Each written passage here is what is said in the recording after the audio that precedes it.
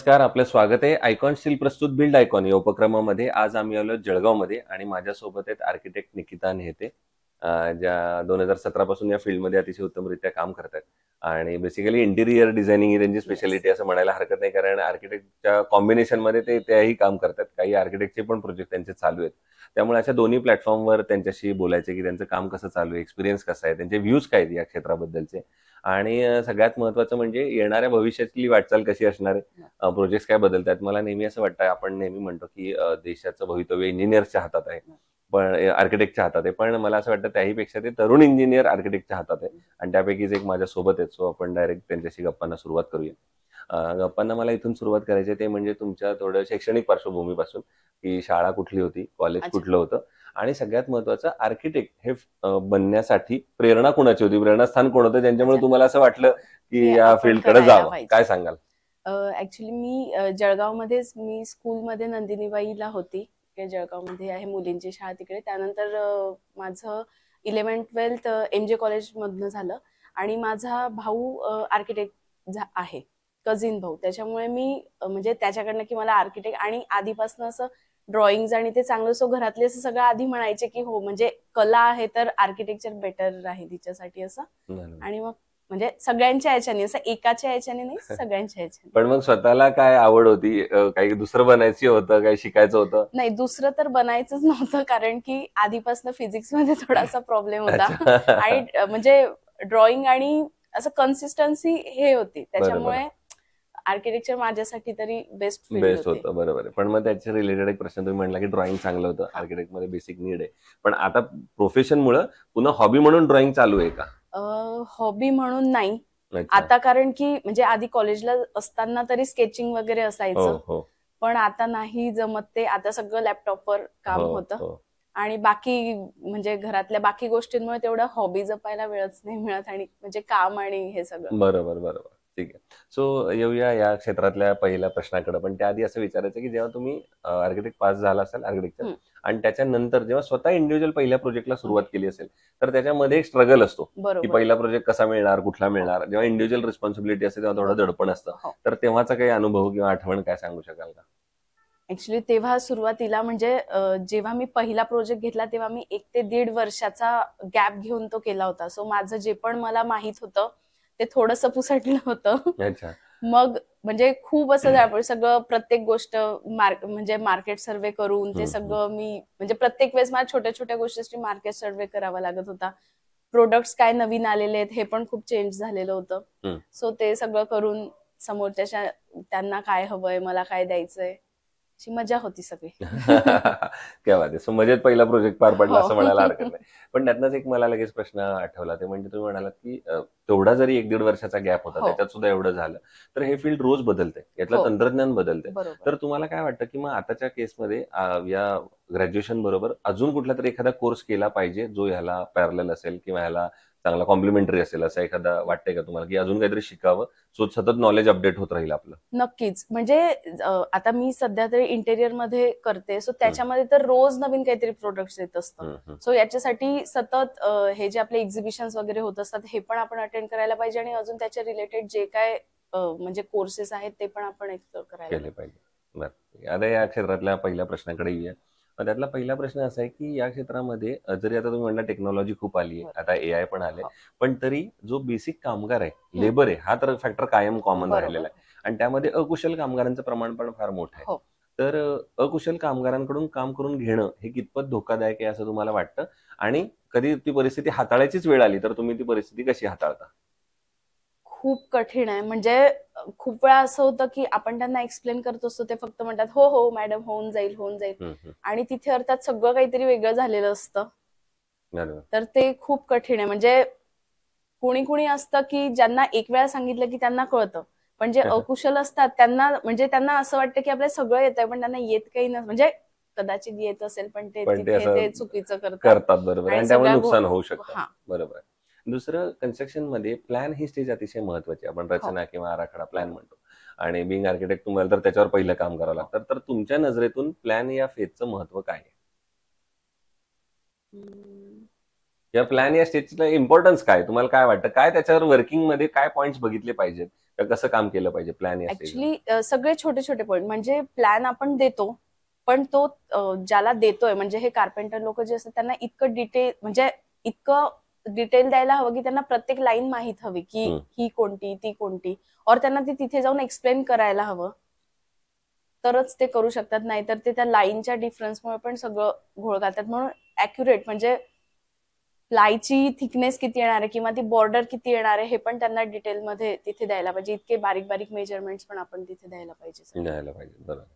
पुढचा प्रश्न असा आहे की आता तुम्ही रेसिडेन्शियल मध्ये पण काम करता, इंटिरियर डिझायनिंगसाठी, काही कमर्शियल पण काम करतात. तर रेसिडेन्शियल मध्ये बऱ्याच वेळा कस्टमरचं म्हणणं असतं की माझं बजेट थोडं कमी आहे, बरोबर. आणि तर अशा वेळेला तुम्हाला एक सगळ्यात काय म्हणतो मॅजिक करावं लागतं, ते म्हणजे बजेट पण सांभाळायचे आणि क्वालिटी पण कॉम्प्रोमाइज नाही करायची. तर मग इंटिरियर डिझायनिंग मध्ये तुम्ही काय त्यातले असे पॉईंट सांगू शकाल की ज्याच्यात तुम्ही हे दोन्ही बरोबर मॅनेज करू शकाल, क्वालिटी आणि बजेट? बरोबर. ऍक्च्युली असं आहे की सगळीकडे आपल्याला वॉटरप्रूफ लॅमिनेट लागत नाही. ते आपण फक्त किचनमध्ये वापरून बाकी कॉस्टिंग कमी करू शकतो. और जिथे जिथे फक्त ते गरजेचं आहे, जसं की बाथरूम मध्ये और बाथरूमच्या बाजूला जिथे ते सरदावा वगैरे येईल त्या ठिकाणी आपण फक्त ते वापरू शकतो, बाकी ते कमी करू. त्यानंतर लॅमिनेट्सचं पण असं आहे की रेंज भरपूर आहे, म्हणजे कमी रेंजचे पण चांगले लॅमिनेट्स आहेत, सो आपण ते चूज करू शकतो. मेन मोस्टली जास्त तर आपलं प्लायवूड मध्ये हे होतं, तर आपण तोच हे कमी करू शकतो खर्च तिथे. वॉटरप्रूफ न टाकता आपण साधे पण चांगले असतात ते टाकू शकतो, गर्जन वगैरे. दुसरं, आता असं आपण म्हणतो की तंत्रज्ञानातलं खूप बदलतंय, आता AI आलंय, वेगवेगळे सॉफ्टवेअर्स आले, त्यातनं काम सोपं झालंय. पण आताच्या केसमध्ये असं कधी होतं का की कस्टमरच तुम्हाला डिझाईन दाखवतो हे असं बनवायचंय, तर त्याचा फायदा होतो का नुकसान होतं? नाही, त्याचं खूप नुकसान होतं. म्हणजे आता हे पिंटरेस्ट झालं, AI झालं, याच्यामुळे लोकांना असं झालंय की ते त्यांचाच प्लॅन इन्सर्ट करतात आणि ते सगळं म्हणजे आपल्याला दाखवतात मला हे असं हवंय. मग जर तुम्हाला ते तसं हवंय तर पहिला मुद्दा तुम्ही आमच्याकडे आले का, कारण की तुमच्याकडे ऑलरेडी प्लॅन आहे. बरोबर. आणि मग म्हणजे आपण त्यांना काहीतरी सुचवलं की मग नाही मॅडम तुम्ही हे असं नाही केलं, आम्हाला असंच हवं होतं. म्हणजे आणि जर एखादा असा असतो की आपण जर त्याला तसंच्या तसं करून दिलं, म्हणजे 2 क्लायंट असतात, एकाला सेम हवं असतं, एकाला वेगळं काहीतरी आपल्याकडनं हवं असतं. तर एखादा म्हणतो मॅम तुम्ही तर मला सेमच दिलं, एखादा म्हणतो मॅम तुम्ही तर मला म्हणजे काहीतरी वेगळं करून दिलं, मला हवं तर ते होतं. म्हणून खूप मोठा प्रॉब्लेम आहे हा AI आणि पिंटरेस्ट. म्हणजे डायरेक्ट ते फोटो आणतात आपल्याकडे आणि म्हणतात आम्हाला हे असं. तरी त्यामुळे असं आणि काम झाल्यावर पण ते म्हणतात हे तर मीच सांगितलं होतं त्यांना, यात तर त्यांनी काही केलंच नाही, क्रिएटिव्हिटी नाही, असं सगळं होतं. किंवा फीस देताना हा पॉइंट येतो की मॅडम हे तर आम्हीच सांगितलं होतं सगळं, मग तुम्ही काय केलं, म्हणजे इतकी फी कशाला वगैरे. बरोबर आहे. पण मग तुम्हाला काय वाटतं, मग एखाद्या प्रशिक्षित किंवा काय म्हणतो स्किल्ड आर्किटेक्ट कडून काम करून घेणं आणि असं काहीतरी करणं, याच्यात मध्ये नुकसान कुठं कुठं होऊ शकतं किंवा होतं जनरली? नुकसान ऍक्च्युली ज्या बारीक बारीक डिटेल्स असतात ना, म्हणजे जसं की आपले या लीश वगैरे असतात, या झाकणं. आता जर आपण साधं कार्पेंटरला सांगितलं तर तो मागचं प्लाय लावणारच नाही, किंवा मग ती खटकी वापरातच आणणार नाही, तो फक्त त्याच्या पुढे एखादं कपाट बनवेल आणि तो तिथे ठेवून देईल, असं काहीतरी. तर या छोट्या छोट्या जागा जर आपल्याला वापरायच्या आहेत तर तिथे आपल्याला, आणि तो फक्त जास्त म्हणजे फक्त डब्बे डब्बे बनवून देईल, पण त्यात क्रिएटिव्हिटी काय हवी आहे ते एक आर्किटेक्ट किंवा इंटेरियर असा. बरोबर. एक आता पुढचा प्रश्न येतो या सगळ्यांपेक्षा वेगळा आहे, ते म्हणजे तुम्ही आता पुण्यात पण काही प्रोजेक्टसाठी काम करताय, इकडे जळगावच्या आहेत मूळच्या. तर जळगावचा सर्वांगीण विकास एका आर्किटेक्टच्या नजरेतून असं जर विचारलं, विकासाचं विजन जर विचारलं, तर तुम्हाला काय वाटतं पुढच्या 10-15 वर्षात जर जळगावचा असा विकास करायचा असेल तर बिंग आर्किटेक्ट तुम्हाला काय वाटतं कुठल्या फील्डवर आता काम जास्त झालं पाहिजे किंवा कुठं केलं पाहिजे, अपॉर्च्युनिटी कुठे आहेत, असे सेक्टर्स कुठले आहेत, फील्ड कुठले आहेत की ज्याच्यावर आता काम केलं गेलं पाहिजे? तर जळगावला जर आपल्याला पुण्या मुंबई सारखं पुढे न्यायचं असेल तर तुम्हाला काय वाटतं? कारण अशा तुमच्यासारख्या तरुणांकडून अपेक्षा जास्त आहेत की तुम्ही काहीतरी नवीन बदल सुचवाल जे पूर्वी ट्रॅडिशनल आले नाहीयेत. नाही, त्यातलं काय एक जो बेसिक उत्तर आहे जे आपण बरेच वर्ष राजकारणात चालतं ते म्हणजे आम्ही इंडस्ट्री आणू, किंवा असं आम्ही रस्ते बनवू, आम्ही ड्रेनेज सिस्टीम चांगली सुधारू, अशा टाइप मध्ये तुम्हाला काय वाटतं कुठला तरी असा महत्वाचा पॉइंट आहे की जो जळगावसाठी फार? मला तर मेन असं वाटतं आधी तर म्हणजे आपली मेंटॅलिटी बदलवून आपण काहीतरी हे करा. म्हणजे हे रस्ते हे ठीक आहे, ते तर होतील किंवा करू आणि होतील परत तुटतील, हा सगळा आहे, पण आपली विचार करण्याची क्षमता आपण मेन तर बदलवायला पाहिजे आधी. बरोबर. आणि त्याच्यानंतर म्हणजे फक्त हे कॉलेजेस आणि हे नको, वेगवेगळे कोर्सेस, छोटे छोटे कोर्सेस आणि ऑपॉर्च्युनिटीज लोकांसाठी जास्त, म्हणजे आपल्याकडे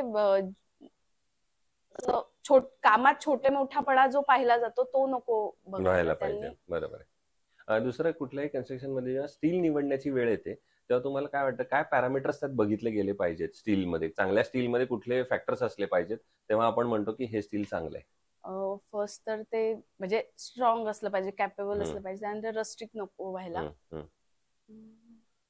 हे 2-3 बस. महत्वाचे पॉइंट्स आहेत. हा. ओके. आणि यापूर्वी कुठल्या प्रोजेक्टमध्ये आयकॉन स्टील वापरलंय किंवा कधी ऐकलंय किंवा त्याबद्दल काही अं, एक्सपिरियन्स तुमचा? नाही सर, नाही, म्हणजे अच्छा. अजून तरी नाही अजून वापरत. तर नाही. ठीक आहे. आणि आता एकदम एक शेवटचा प्रश्न ते म्हणजे या फील्डमध्ये तुमच्यासारखे जे आता आर्किटेक्ट येऊ पाहत आहेत, फ्रेशर्स आहेत, ज्युनियर्स आहेत, तर त्यांना या फील्डमध्ये येण्यापूर्वी काय सल्ला द्याल? सिनियर म्हणून सिनियर म्हणून म्हणजे त्यांच्या बॅचपेक्षा हा. सिनियर म्हणून असा काय सल्ला द्याल? की या म्हणजे पहिलं पाऊल टाकण्यापूर्वी तुम्ही ही काळजी घ्या, तर या फील्डमध्ये तुम्हाला सक्सेस नक्की आहे. ऍक्च्युली कॉलेजमध्ये जे शिकवतात ते तर आहे, पण जेव्हा आपण साईटवर प्रॅक्टिस करायला जातो यामध्ये खूप फरक आहे. सो मला तरी असं वाटेल की ऍडमिशन घ्या आर्किटेक्चरला आणि आर्किटेक्ट बना आणि लगेच साईटवर, म्हणजे लगेच इंटर्नशिप और जॉब करून साईट वर्क करा. कारण की गॅप पडला तर खूप मोठा हे होतं, ज्यात आपण खूप आपला लॉस करतो स्वतःचा आणि खूप गोष्टी पुढे जातात, आपण मागे जातो. म्हणून जॉब केला तर बेटर आहे, कारण की जॉबमध्ये आपल्याला जास्त गोष्टी कळतात. तर जॉब करा आणि काम करा, म्हणजे ब्रेक नको. बरोबर. ब्रेक असेल तर मग प्रॉब्लेम. सो या होत्या आर्किटेक्ट निकिता नेते आणि त्यांनी फार महत्वाचा पॉईंट जाता जाता सांगितला, ते म्हणजे हे क्षेत्र रोज बदलत आहे, यातलं तंत्रज्ञान बदलतंय आणि आता त्यांनी सांगितलं पिंटरेस्ट आहे, एआय असे सुद्धा फॅक्टर्स येतात ज्याच्यामुळे तुम्हाला सतत अपडेट राहणं फार गरजेचं आहे. त्यामुळे तुम्ही या क्षेत्रात जर तुम्हाला पुढे जायचं असेल तर ते एकतर अपडेट राहणं आणि सगळ्यात महत्वाचं काम करत काम राहणं. करा. कारण तुम्ही काम कराल तेव्हा, कारण हे प्रॅक्टिकल फील्ड आहे, त्याच्यामध्ये थेअरी तर तुम्ही शिकला असाल कॉलेजमध्ये, पण प्रॅक्टिकली तेवढंच करणं फार महत्वाचं आहे. पुन्हा एकदा तुमचे मनापासून आभार की तुम्ही आलात आणि भविष्यात सुद्धा असेच उत्तमोत्तम आयकॉनिक प्रोजेक्टची निर्मिती Yes. तुमच्या हातून घडावी, याच आयकॉन स्टील तर्फे मनपूर्वक Yes. शुभेच्छा. Thank you. Thank you very much.